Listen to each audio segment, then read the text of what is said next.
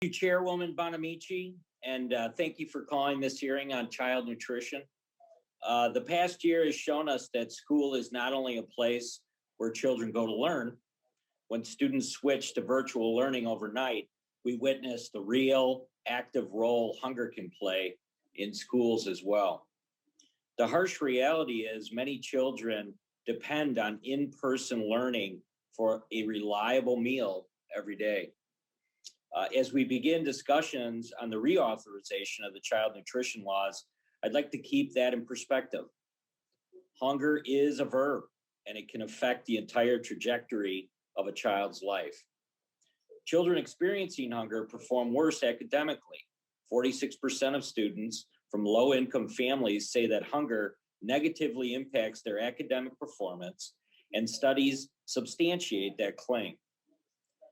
Families dealing with hunger are more likely to have a child with lower math scores or repeat a grade. And while studies and data are important in constructing good policy, it does not take a scientist to know that children thrive when they have access to nutritious meals. We also know that schools are more than just places to learn.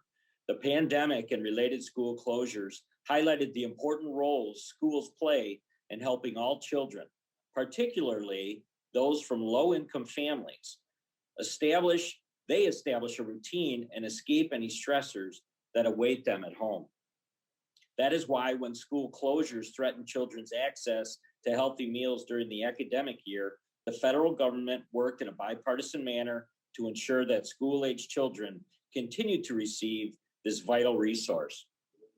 This was the right decision in an emergency, and it was encouraging to see everyone work together in this time of need. But as the pandemic winds down and schools now reopen, we too must shift our attention away from heavy-handed federal intervention and towards supporting local school districts as they work to administer and, in many cases, essentially restart their school meal programs. Any reauthorization of the child nutrition laws must involve local school officials and private partners because they know best what their students need and are positioned to deliver healthy meals in an effective manner. That means establishing rules that are easy for schools to follow and allowing them to serve meals that students will eat. It also means addressing the current standards in place and making the needed reforms so that kids will in fact eat their healthy meals.